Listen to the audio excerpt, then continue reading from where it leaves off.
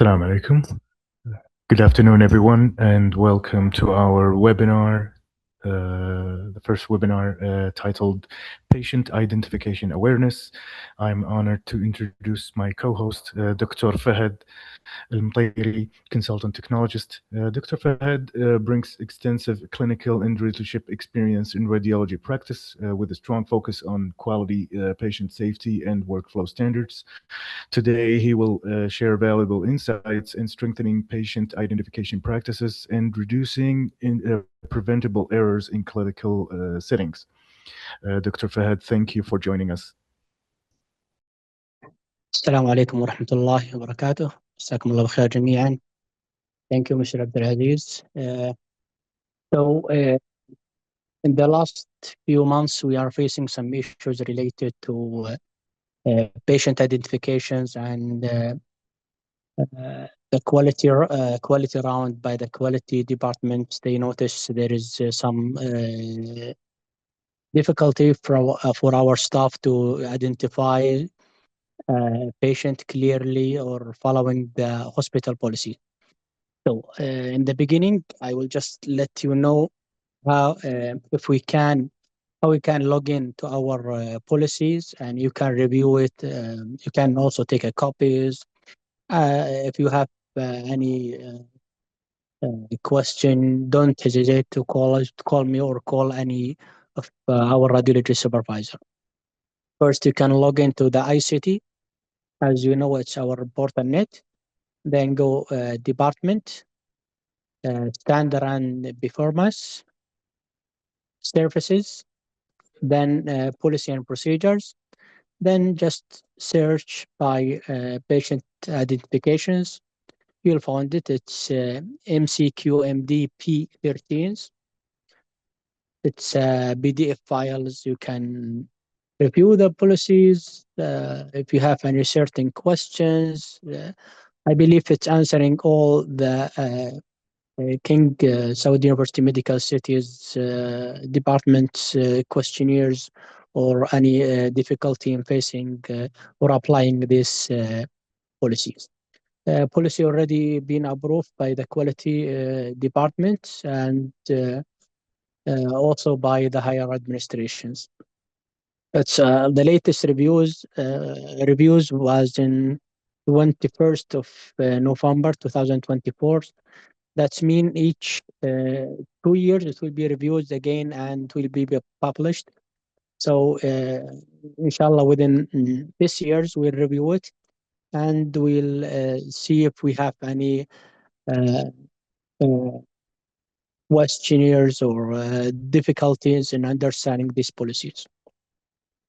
This policy will cover the identification standards, verification procedure, and how we submit the risk protocols. What we mean by risk, if the patient comes with two patients with the same names, or we have inpatient with the wristband with the different names, or also within the neonatal patients, how we can identify or follow the hospital policy and procedure regarding the patient identification protocols.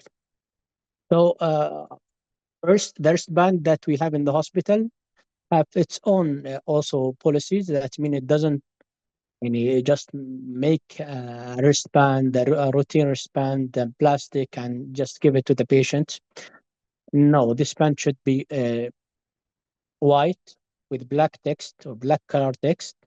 Also, it should be printed direct from ECH systems with a barcode. So the patient is unconscious or patient is pediatric, you can just scan the code and you get all the patient details. The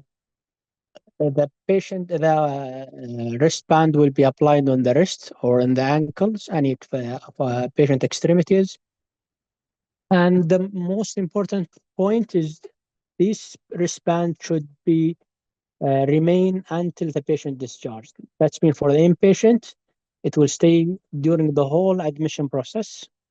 For outpatient, from the radiology receptions until the patient complete the procedures.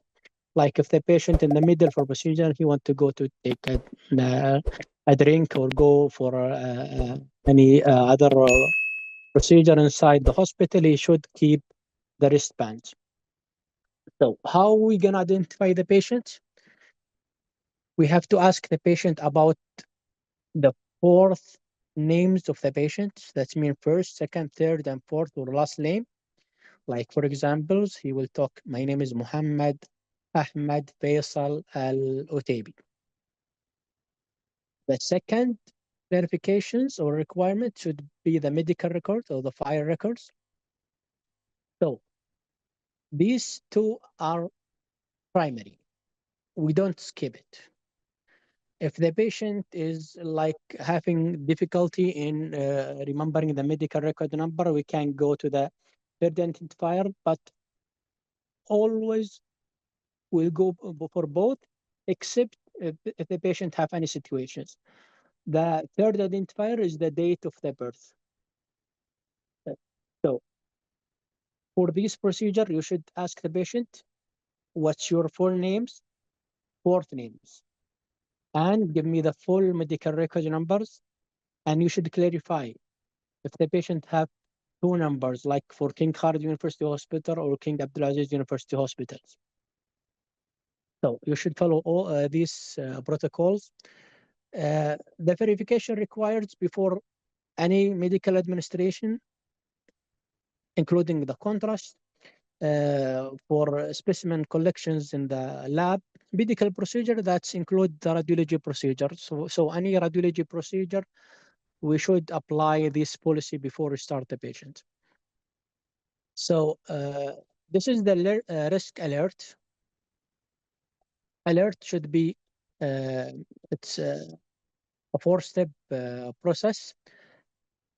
Alert the team of there is a potential risk that if we have like for radiology, we have two patients with the same name. So you have to alert your department, the supervisor, the head nurse, that we have two patients with the full name or the full four names.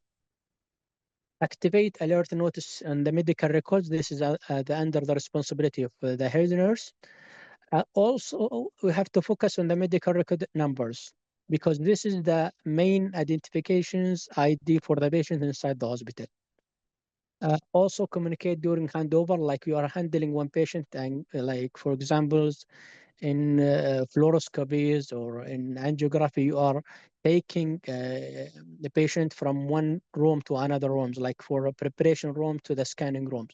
You have to communicate with your staff, tell him that you have a patient with the same names are waiting outside. So we have to be careful and verify the patient details in each point.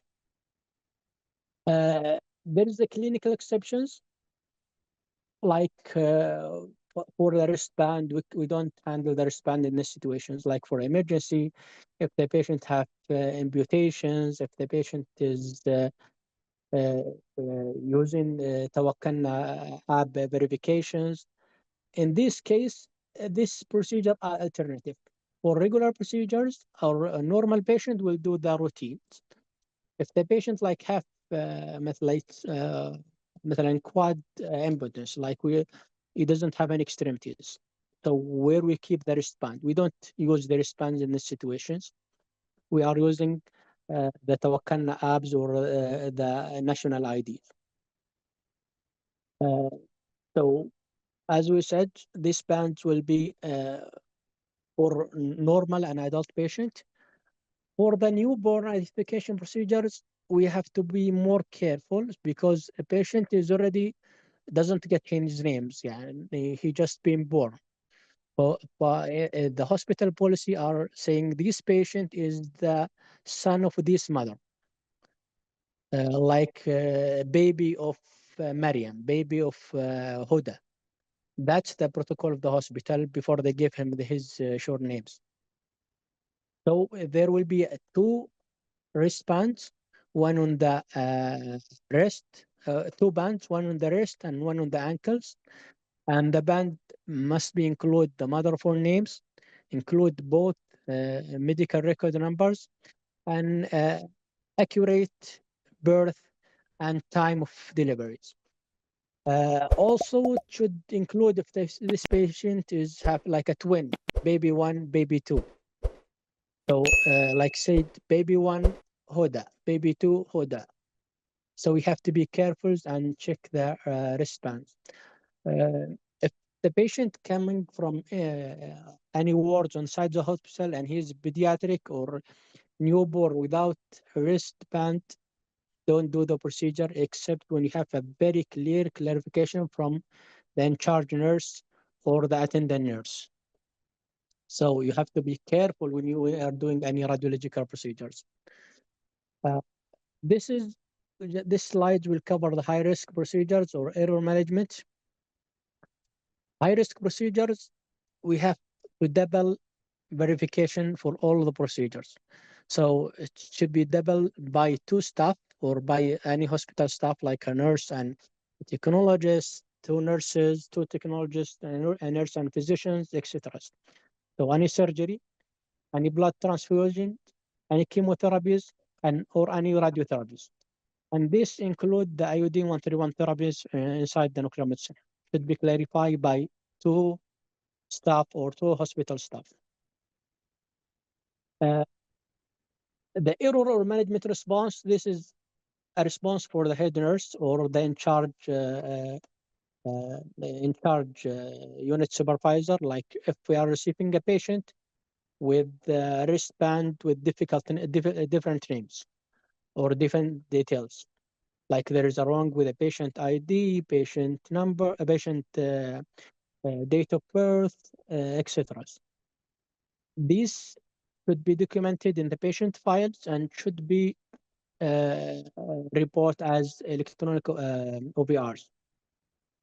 The one who is in charge to submit these OVRs, either the technologist or the in charge nurse inside radiologies or the unit supervisors. And you have to document through nursing in the patient file. Let's say we receive a patient, uh, hospital ID is like 256, and there is different names. You should document in the our chart by our in charge nurse that's covering these modalities.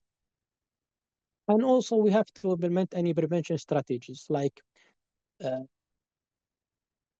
avoid calling patient with like for examples, if you have a receiving patient and you have a request by name Omar, you cannot uh, go to the any area and called Omar. You have to call it by first names. When he come, ask him to tell you the full name, four names, and the medical records. So if you want to call him, you call him in the certain area. That's mean like in X-ray, you have to call the in X-ray receptions or X-ray waiting areas.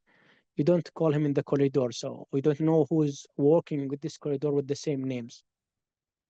Also, we have, as we said, double document, double verifications, and document if there is any errors or a patient with different names, different IDs, or different age groups.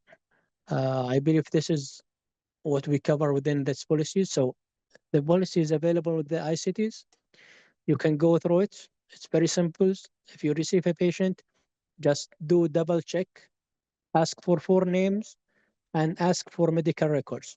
If he cannot remember the medical records, ask him about date of birth.